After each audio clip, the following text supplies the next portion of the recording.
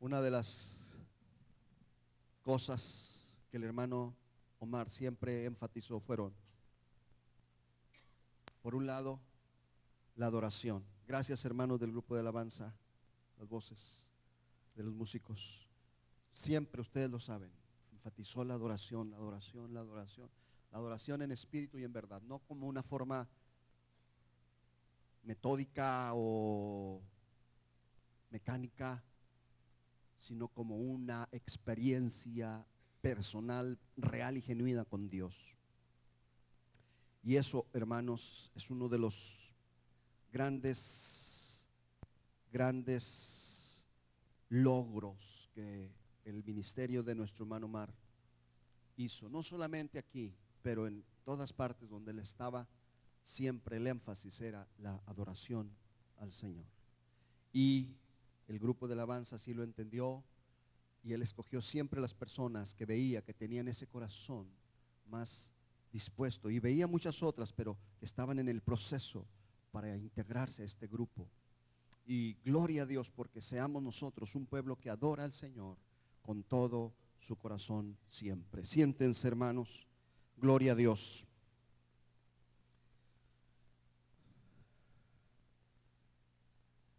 En el pastorado del hermano Omar, solamente en 3 años, y aquí tengo los informes por escrito, solamente en 3 años, tengo los informes del 9, del 10 y del 11, se recibieron casi 40 personas como miembros de la iglesia, muchos por bautismo y otros porque se quisieron integrar a la iglesia. Pero si sumamos los del 2008 y los del 2012, que no están aquí los informes, fueron más de 50 personas las que se integraron a la iglesia durante el ministerio del hermano Omar. En esos 5 años que el hermano fue pastor aquí, fue la extensión que más avanzó en cuanto a cantidad de feligresía. Fue la extensión que más creció, la que más avanzó, a pesar de muchas dificultades y muchas presiones. Como ustedes saben, todo el tiempo que el hermano Omar estuvo aquí, desde el 2007, cuando llegó en septiembre, hasta el 2012, él estuvo luchando porque tener la paz de poder decir: estoy con mis documentos migratorios en paz ya. Y luchó por 5 años con una grande tensión y gran desgaste. Y todo eso, a pesar de eso, Dios concedió que la iglesia, esta extensión fuese la que más creciese en membresía durante estos años. Y ahí están los informes. Y no nada más en membresía, pero también en finanzas. En el 2009, un año de que el hermano había entrado, se reiniciaron los cultos de jóvenes, porque por un tiempo antes no había cultos semanales de jóvenes, pero a partir de allí se empezaron a llevar a cabo. Por 3 años se celebraron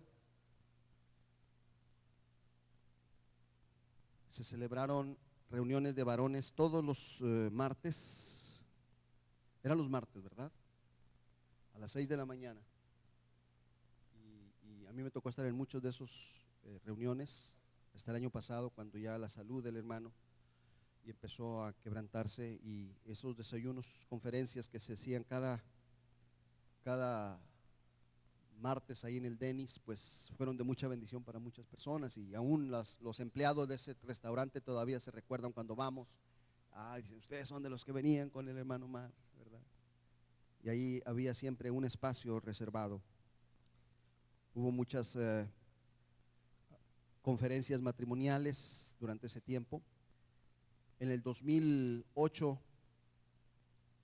en el 2007, cuando el hermano llegó, el récord de asistencia a la escuela dominical era de alrededor de 150 por ahí. 150 era el récord de asistencia cuando el hermano llegó acá. Y actualmente ustedes pueden ver el récord de asistencia es 274. Un aumento casi el doble. de asistencia. Y la asistencia a los cultos dominicales se multiplicó en un promedio de 250. Hoy deberíamos de estar muchos más, no están muchos. La asistencia a los cultos especiales como Navidad rebasaban cada año los 300. El templo se ponía siempre a toda su capacidad.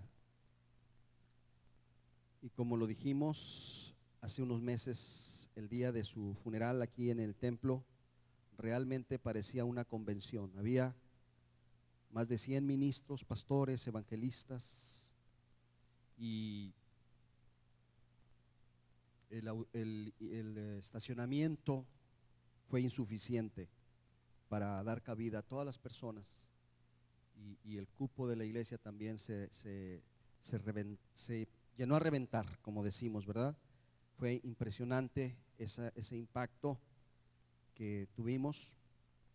Y bueno, todo esto, hermanos, para decir que no podemos dimensionar la obra de nuestro hermano, y sentimos en nuestro corazón hacer este reconocimiento que es tan sencillo, pero que la iglesia necesitaba hacerlo. Si alguien no ha vencido esa situación, yo le quiero decir que mientras no venza cualquier sentimiento,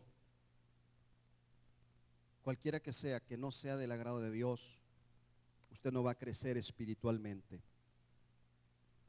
Va a seguir siendo un hijo de Dios, una hija de Dios. Va a seguir quizás haciendo algo por el Señor. Pero mientras usted no supere ese sentimiento, esa situación que usted tenga, usted no va a crecer en lo espiritual.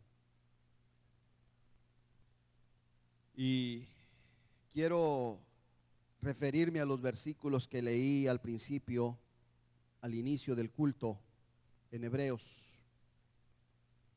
que dice así: acordaos de vuestros pastores que os hablaron la palabra de Dios.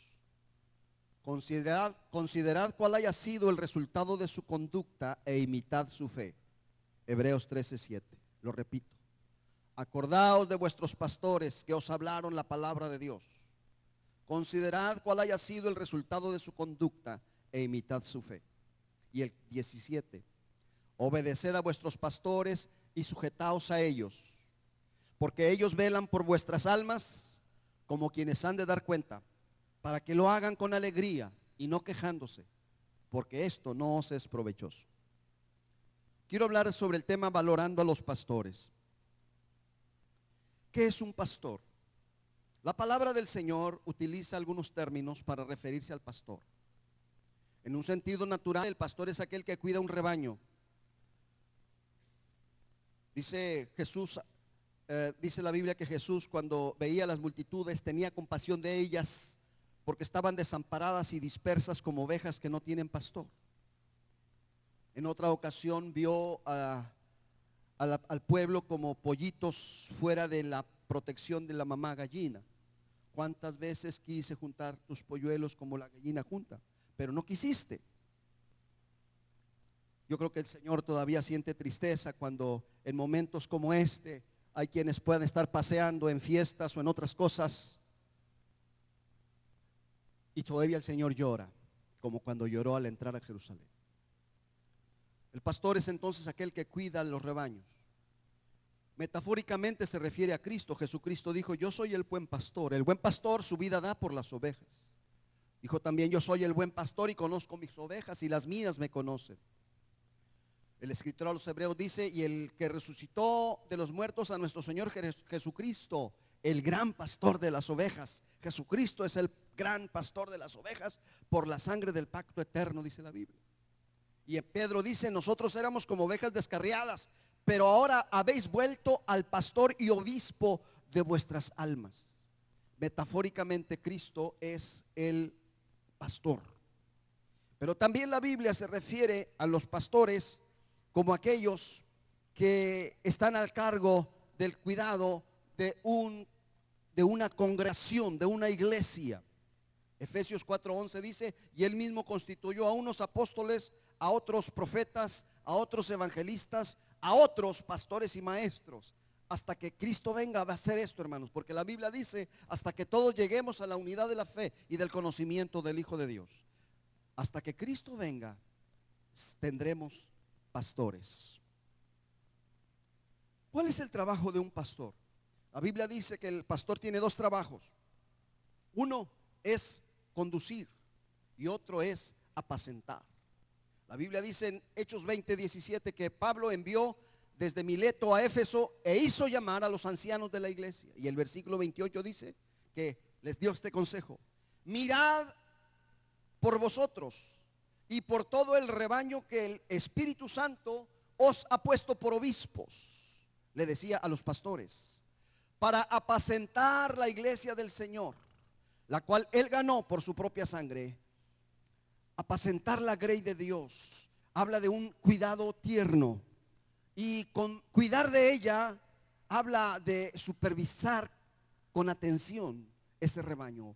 Pedro dice en capítulo 5 versículo 1 y 2: apacentad la grey de Dios cuidando de ella. Ese es el trabajo del pastor: apacentar y conducir, cuidar.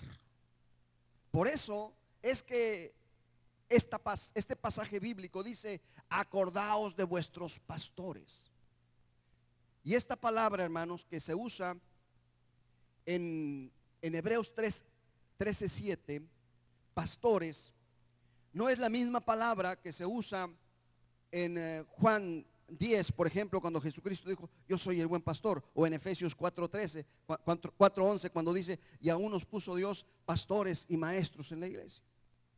La palabra que usa aquí en Hebreos 13:7 no es la palabra normal o común, que es la palabra poimen para un pastor. La palabra que se usa en Hebreos 13:7 es la palabra hegeomai, que quiere decir el que conduce, el que preside, el que gobierna, el que preside, el que conduce, el que tiene el gobierno. Y esta tarde, hermanos, estamos aquí para decir que cuando la palabra del Señor dice: acordaos de vuestros pastores que os hablaron la palabra de Dios, está diciendo: acordaos de aquellos que tenían el gobierno entre ustedes y que les hablaron la palabra del Señor. Acuérdense de ellos. Y esto, amados hermanos, de traer a la mente, de recordar, es algo que la palabra del Señor nos dice que debemos hacer. Hay pastores que los tenemos todavía con nosotros. Por lo menos los últimos 5 pastores que ha tenido Betel desde 1980 para acá, estamos vivos, vivimos todavía. Algún día nos van a recordar cuando ya no estemos aquí. Pero de los que ya se fueron, de los que ya están con el Señor, y el único que ha muerto en funciones en Betel ha sido nuestro hermano Omar. Es el primer y único pastor que hasta el momento ha muerto estando en funciones, cumpliendo su labor pastoral. Por eso dice: acuérdense de los que tenían el gobierno. Así como dice en otras partes que se acuerden, por ejemplo, Pablo le dice a Timoteo en 2 Timoteo 2:8: acuérdate de Jesucristo resucitado de los muertos. Timoteo, acuérdate que el que resucitó de los muertos es la fuente y el proveedor de todas tus necesidades. Y esa misma palabra que se usa para decirle a Timoteo: acuérdate de Jesucristo, es la misma que usa la palabra de Dios para decirnos: acuérdense de vuestros pastores. Y Pedro, él dice en 2 de Pedro 1:12 al 15: yo no dejaré de recordaros siempre estas cosas, aunque vosotros las sepáis y estéis confirmados en la verdad presente. Pues tengo por justo, en tanto que estoy en el cuerpo, el despertaros con amonestación, sabiendo que en breve debo abandonar el cuerpo. Mire, el apóstol Pedro sabía que pronto iba a morir. Y él decía, sabiendo que en breve debo abandonar el cuerpo, como nuestro Señor Jesucristo me ha declarado, también yo procuraré con diligencia que después de mi partida, vosotros podáis en todo momento tener memoria de estas cosas, dice la palabra del Señor. Y decía Pedro, yo no dejaré de recordarlos. Y esa palabra que usa Pedro, no dejaré de recordaros, es hacer un recuerdo calladamente. Traer a la memoria. Como cuando alguien recuerda algo, como por medio de un pensamiento así muy calladamente, meditadamente. Esa es la misma palabra que usó Pedro en segunda de Pedro 1:12. Es la misma palabra que usó Jesús cuando dijo en Juan 14:26. Mas el Consolador, el Espíritu Santo, a quien el Padre enviará en mi nombre, Él os enseñará todas las cosas y os recordará todo lo que yo os he dicho. Es decir, es un recordamiento callado. Es como una sugerencia. Es como poner en la mente calladamente, veladamente, un recuerdo. Como no queriendo, diríamos. Pero es una sugestión para hacernos recordar calladamente algo que Dios quiere que sepamos o que recordemos. Y, hermanos, esa es la palabra que usa Jesús. Y es la palabra que usa el apóstol Pedro. Yo no dejaré de recordarles. Y hermanos, el recordar a nuestro hermano pastor, que sin duda lo hemos hecho en algún momento, pero hacerlo de manera oficial es una forma de decir, Señor, ¿qué quieres enseñarnos? ¿Qué quieres hablarnos? ¿Qué quieres decirnos? ¿Qué quieres corregir de nosotros? Así que hay que recordarlos. Hace un momento que veíamos esas fotos, veíamos muchas cosas que nos hicieron recordar, otras tantas. Pero no nada más recordarlos, sino dice la Biblia que consideremos cuál haya sido el resultado de su conducta. Contemplar con interés, considerar contemplativamente cuál fue el resultado de su conducta. Por eso dice considerar, analizar, observar, ver con detenimiento. Y yo me quedo con los 3 testimonios que escuchamos de mi hermano José, de mi hermana Fela y de mi hermana Gómez, su hermana Marisela. Esos testimonios, y yo sé que hay muchos más y que algunos quisieran decir, pero cuando van a llegar aquí se les va a cerrar la voz, no van a poder, porque hay muchos testimonios, infinitos diríamos, muchos más, pero esos 3, como dicen, para muestra basta no 1, 3 testimonios. Y eso es bueno, que no olvidemos, que consideremos y el resultado de la conducta, del estilo de vida, de la manera de vivir. Pablo le dijo a Timoteo, ninguno tenga en poco tu juventud, sino sea ejemplo de los creyentes en palabra, conducta, amor, espíritu, fe y pureza. Santiago dice, ¿quién es sabio entre vosotros y entendido? Muestre por buena conducta sus obras en sabia mansedumbre. Pedro dice, sino como aquel que os llamó es santo, así sed vosotros santos en toda vuestra manera de vivir, en toda vuestra conducta. Y cuando dice, sabiendo que fuisteis rescatados de vuestra vana manera de vivir, teníamos una vana manera de vivir, una conducta errática, pero cuando Cristo vino, puso una manera de vivir diferente, y eso es lo que hay que recordar. Dice la Biblia a las mujeres, Pedro, mujeres, estad sujetas a vuestros maridos, para que también los que no creen a la palabra sean ganados sin palabra. Y luego dice, por la conducta de sus esposas, considerando vuestra conducta casta y respetuosa. Qué importante es la conducta. Aleluya. Que nuestra manera de vivir, hermanos, sea santa. Y esa manera de vivir ¿Sabe? La palabra del Señor dice, cuando habla de conducta, algunas versiones lo traducen como conversación. Sed vosotros santos en toda vuestra conversación. Hay la versión antigua, cuando traduce la palabra conducta, la traduce como conversación. Como cuando dice, no erréis, las malas conversaciones corrompen las buenas costumbres. Y esa palabra conversación no se refiere solamente a lo que hablamos, que tiene mucho que ver, por supuesto, pero se refiere a las personas con las que nos acostumbramos reunir, con las que convivimos. Considera bien cuál es el resultado de la conducta, cuál es el resultado de la conversación, cuál era el estilo de vida, cuál era el motivo de las reuniones, de la conversación, de la compañía, de la conducta del pastor. Y ve, observa, ¿verdad? Cómo, con quién se reunía, con quién se juntaba y por qué lo hacía. ¿Por qué lo hacía?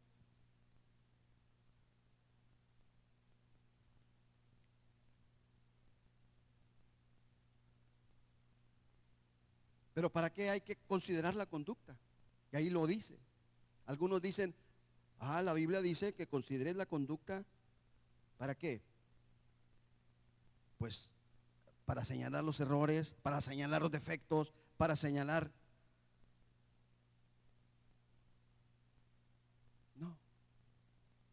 Dice, analiza la conducta para que imites su fe. Para que imites su fe. Mire qué interesante, no dice aquí otra cosa, dice, imita la fe de tus pastores. De todo lo que tú puedas analizar, de la conducta, lo que debes imitar y llegar a la conclusión es la fe que movía esa conducta. La fe. ¿Qué era lo que movía? La fe. ¿Y qué es lo que vamos a imitar? La fe. Oiga, si algo tenía el hermano Mar es que tenía convicciones bien firmes y luchaba y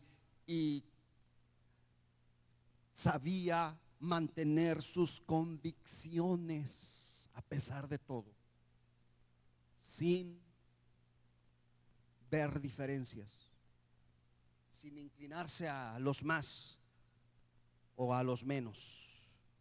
Siempre mantuvo sus convicciones. Si algo debemos nosotros tomar como ejemplo es eso, hermano. Luchar por las convicciones, por la visión, por lo que Dios puso, que tengamos como ejemplo, ¿verdad? De luchar por las convicciones que Dios puso, de no dejarnos vencer, de no doblar las manos, de no darnos por vencidos, de no dejar de luchar. Si Dios lo permite, en un momento más vamos a ver un fragmento de unos cuantos segundos solamente. En el mes de enero el hermano hizo su última campaña en Washington y los que estuvieron allá dicen que fue algo tremendo, cómo Dios se movió y cómo Dios lo usó. Y vamos a ver un pequeño fragmento de un video corto. Pero esa fe, ¿qué fue lo que lo movía? En el mes de abril estaba velándose el yerno de la hermana Juanita, el hermano Goyito Martínez, en alguna funeraria aquí, y el hermano Mar ya estaba en los procesos por varios meses de quimioterapias. Tenía 2 sondas insertadas directamente en sus riñones y estaba siendo drenados sus riñones para ayudarlo a superar la situación, y traía esas sondas en cada riñón y bolsas para recibir lo que drenaba esas sondas directamente de sus riñones. Y a pesar de que andaba así, él usaba esos sacos, ¿verdad? Y no se notaba que él traía todo aquello. Y ahí estuvo en el velorio dando palabras de ánimo. Tuvo que acortar porque en ese momento se sintió muy mal y no quiso dar ahí un espectáculo de caerse en medio de toda la gente. y como pudo, despidió, terminó su participación y salió, pero allí firme hasta el final, la convicción, la lucha. Imita esa fe. ¿Quieres mantener un legado? Imita esa fe. Es lo que Dios nos llama y es lo que Dios nos dice en su palabra. Imítala. Pablo le dice a los hermanos de Tesalónica: vosotros mismos sabéis de qué manera debéis imitarnos, pues nosotros no anduvimos desordenadamente entre vosotros, ni comimos de balde el pan de nadie, sino que trabajamos con afán y fatiga día y noche, para no ser gravosos a ninguno de vosotros, no porque no tuviésemos derecho, sino para daros nosotros mismos un ejemplo para que nos imitaseis. Juan le escribe a su amigo en la tercera epístola de Juan, Demetrio, y le dice a Demetrio: amado, no imites lo malo, sino lo bueno. El que hace lo bueno es de Dios, pero el que hace lo malo no ha visto a Dios. Imita lo bueno, imita lo que es agradable a Dios, imita lo que honra al Señor. Y esa palabra imita es una palabra escrita en el tiempo continuo. Es decir, debe de ser un hábito, debe de ser una práctica constante. No es una emoción momentánea. Debemos imitar lo bueno siempre y no solamente en algún momento. Debemos imitar lo bueno en cada día de nuestra vida, dice la palabra del Señor. Pero no nada más hay que acordarnos de ellos, considerar el resultado de su conducta e imitar su fe. Hebreos 13:17 nos dice otras dos cosas que ya voy a terminar. La cuarta cosa dice: obedecer a vuestros pastores. Hoy hablábamos de esto, de la obediencia. Dice: obedeced a vuestros pastores, porque ellos velan por vuestras almas, como quienes han de dar cuenta. Esta palabra obedecer es persuadir. Cuando alguien obedece es porque es persuadido. A veces es persuadido internamente y a veces es persuadido externamente. La mamá le dice al niño: levántate y ve a limpiar el jardín. Y el niño no hace nada. No está obedeciendo. No ha sido persuadido. Pero luego la mamá pasa por ahí por la recámara y se asoma debajo del colchón de la cama y ve una chancla y agarra la chancla y le dice al muchacho: ve a limpiar el jardín. Y cuando el muchacho ve la chancla en la mano de la mamá, es persuadido inmediatamente y obedece. Esa es la palabra que usa Pablo cuando dice: obedeced a vuestros pastores. Claro que nosotros no traemos una chancla, ¿verdad? Algunas veces la deseamos, pero no se vale.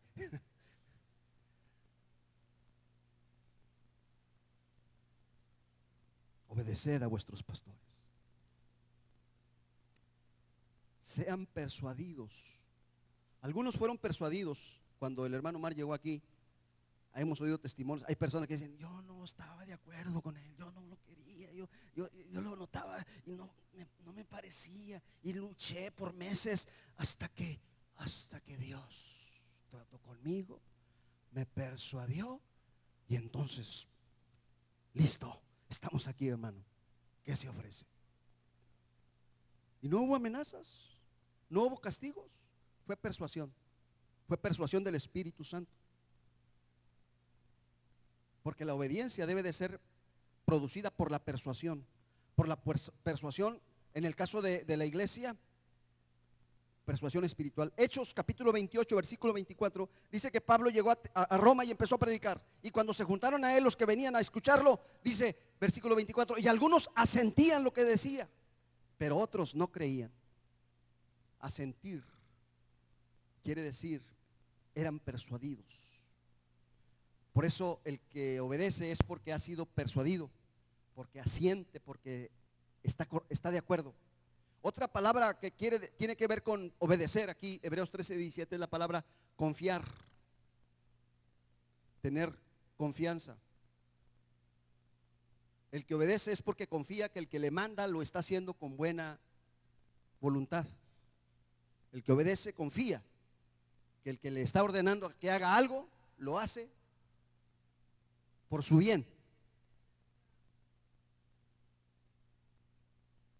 Dios ¿quedará nuestro bien cuando dice obedeced a vuestros pastores? Repito la pregunta, a lo mejor no captaron la idea. El que obedece confía que el que le está ordenando lo que está mandando es por su bien, para el bien de él. Ahora, cuando Dios dice obedeced a vuestros pastores, ¿lo hará para nuestro bien?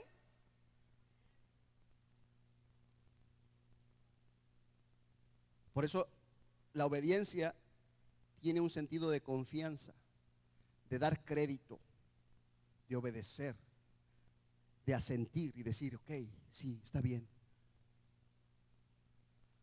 Por eso, cuando Pablo le habla a los hermanos de Galacia y les dice, vosotros corríais bien, ¿quién os estorbó para no obedecer a la verdad? Gálatas 5:7. ¿Quién os estorbó para no obedecer a la verdad? ¿Quién les quitó la confianza para no obedecer a la verdad? ¿Quién los hizo dudar? ¿Sabe qué? La Biblia dice que la obediencia no es, en este caso, cuando dice obedecer a vuestros pastores, no es el sometimiento de la voluntad a la autoridad, así a secas, sino que la obediencia es el resultado de la persuasión. La obediencia es resultado de la fe. La obediencia es resultado de confiar. La obediencia es el resultado de haber sido persuadido y de confiar y decir, yo estoy de acuerdo y yo voy a obedecer, yo voy a confiar, yo voy a creer y voy a seguir porque quiero obedecer. El pueblo de Israel en el desierto no creyeron a Dios. Y la Biblia dice, Hebreos 13:18 y 19, hablando de los 40 años en el desierto, dice, ¿y a quiénes juró que no entrarían en su reposo? Sino a aquellos que desobedecieron. Y vemos que no pudieron entrar a causa de incredulidad. No pudieron entrar a causa de incredulidad, porque la raíz de la desobediencia es la incredulidad. Como la raíz de la obediencia es la confianza y la persuasión, la raíz de la desobediencia es la incredulidad. Pregúntese usted, ¿soy obediente o desobediente? Ahí va a ver si hay fe o hay incredulidad. Fácil el análisis, no batallaríamos mucho, ¿verdad? Porque la fe es algo del corazón y la desobediencia evidencia la incredulidad. Así como la obediencia es externa, es de la conducta que se puede notar y es una evidencia de la fe. Cuando una persona obedece a Dios, con ello está diciendo que le cree a Dios. Lo mismo que cuando una persona desobedece a Dios, con ello está diciendo no le creo a Dios. Entonces, persuadirnos y confiar para obedecer es el resultado de la fe. Una persona que obedece es porque cree. Yo le pregunto a usted, ¿usted obedeció a su pastor? ¿Lo obedeció siempre?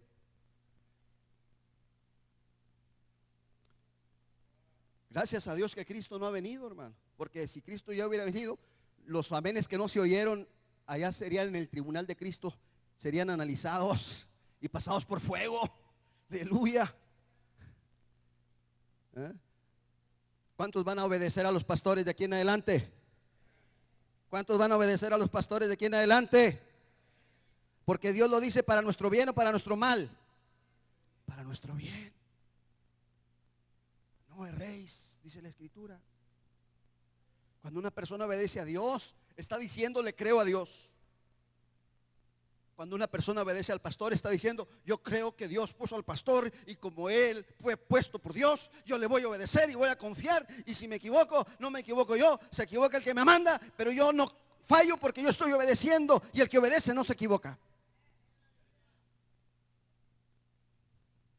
Porque doy crédito, obedezco, creo, asiento, soy persuadido, confío, creo lo que está siendo dictado que debe de hacerse.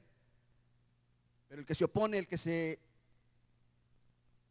rechaza, está demostrando incredulidad, falta de fe. Qué bonita es la obediencia, hermanos. Pablo dice, yo estoy seguro, la obediencia es certeza, es fe. Estoy seguro.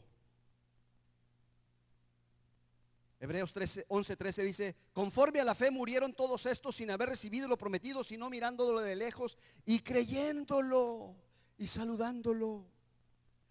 No lo recibieron, lo creyeron y algunos se murieron todavía esperándolo. Abraham no conoció tener la tierra prometida. Isaac no conoció tener la tierra prometida. Jacob no conoció tener la posesión de la tierra prometida. José no conoció haber tenido la tierra prometida. Es más, José en Egipto le dijo a sus hijos, cuando Dios los visite y los saque de Egipto, no dejen aquí mis huesos, llévenlos con ustedes y me sepultan allá en la tierra que Dios nos ha prometido. Pero no la tenían todavía, pero la creían y obedecían al Rey de Reyes. Porque la obediencia es producto de la fe. Si usted no es miembro de una iglesia, no tiene pastor, sujétese a un pastor. Busque un pastor, porque Dios es el plan que Él ha establecido. Que tengamos pastores. Y la última cosa que dice aquí, Hebreos 13:17, sujetaos a ellos. Sujetaos a los pastores. Sujetarse quiere decir ceder, someterse. Sujetarse quiere decir rendirse. Sujetarse quiere decir acepto, me someto. Eso es sujetarse, hermanos. Y sabe, cuando dice obedeced a vuestros pastores y sujetaos a ellos, es la misma palabra que usa el apóstol Pablo para decir a las esposas, estén sujetas a sus maridos. Ay, ay, ay. La mismita palabra. Así como la esposa está sujeta al marido en el hogar, en México y en Estados Unidos. Así como la esposa está sujeta al marido en México y en Estados Unidos, así la feligresía debe estar sujeta al pastor.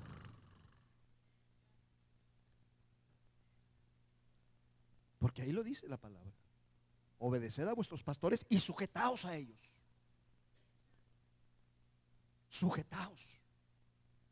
No hay necesidad de que los sujeten, porque al que lo tienen que sujetar en realidad los tienen que amarrar, porque no hay quien lo pueda refrenar.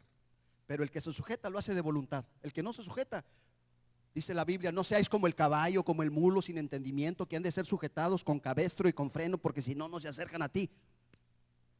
Salmo 32:8. Santo, no seáis como el caballo, como el mulo sin entendimiento. Al mulo y al caballo hay que amarrarlos, porque si no. Pero un feligrés, una esposa, sangre de Cristo. Eso tiene que ser de voluntad, hermanos. Si no es de voluntad, no es sujeción y no le agrada a Dios. La sujeción es voluntaria. Y es lo que dice la palabra, sujetaos, sujetaos. sométete. Ay, pero es que voy a parecer débil. Pues vale más que aparezcas débil, y con la debilidad allí se va a perfeccionar el poder de Dios, dice la Biblia. Cuando somos débiles se perfecciona el poder de Dios. Bendito el nombre de Jesús. Dicen que una iglesia llegó un pastor nuevo y predicó su primer sermón, y ya se paró en la puerta y venían unos y lo felicitaban: hermano, gracias, gracias, gracias. Le daba un saludo fraternal y bienvenida. Pero en la fila de los que iban pasando venía un hombre y que le dijo: fue un mensaje muy aburrido, pastor, y se fue. Aquel hombre luego estuvo allá un ratito y luego regresa y se vuelve a meter y vuelve a entrar a la fila, y ya con más fuerza le dice: yo no creo que hayas pasado mucho tiempo preparándote para este mensaje, pastor. Y se volvió a ir.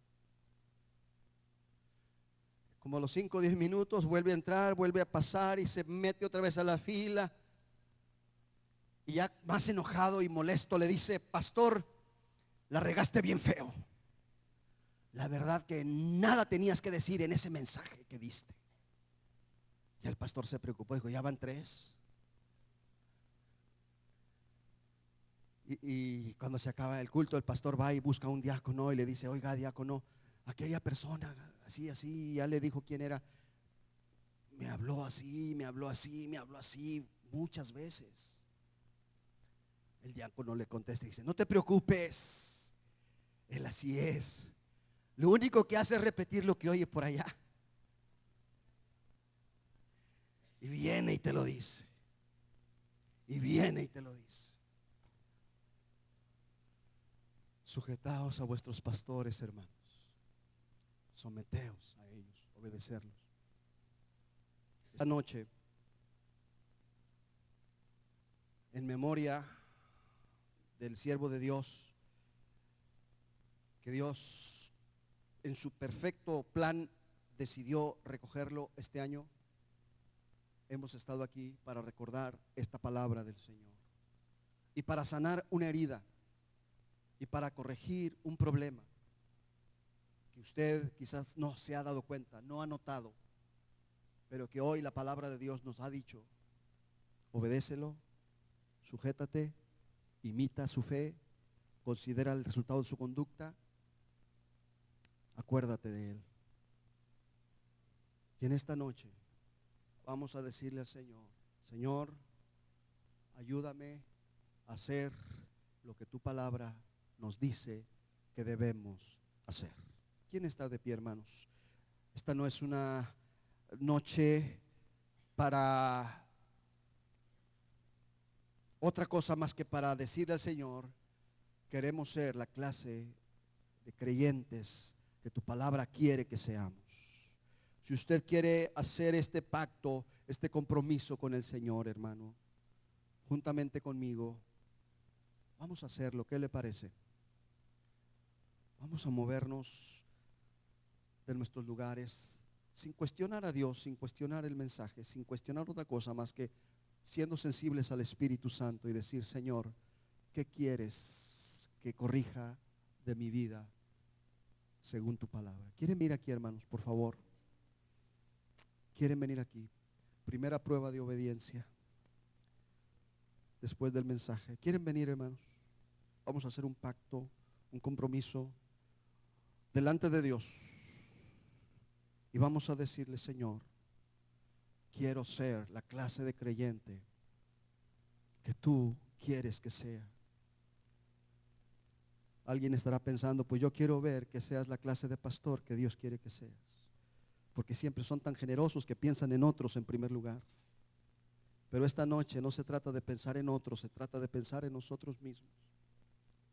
Y hoy, que cada uno de nosotros podamos decirle al Señor: Señor, hazme ser la clase de persona, de creyente, de feligrés que tú quieres que yo sea.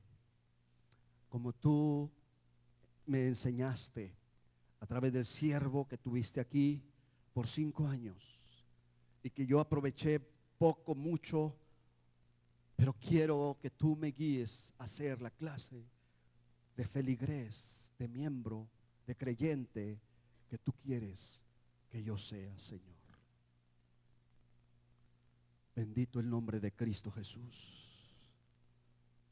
Bendito el nombre de Cristo Jesús. Bendito el nombre de Cristo Jesús de Nazaret. Bendito el nombre de Jesús de Nazaret. Gracias te damos, Señor, por tu palabra. Gracias te damos, Señor, por tu palabra. Gracias te damos, Señor, por tu voluntad. Porque tú quisiste, Señor, hacerlo de esta manera para llamarnos la atención. Para decirnos cuál es tu voluntad. Señor, como en principio del culto, queremos que el final del culto sea lleno de tu presencia, sea lleno de tu espíritu. Queremos ser sensibles a tu voz. Queremos ser sensibles a tu presencia.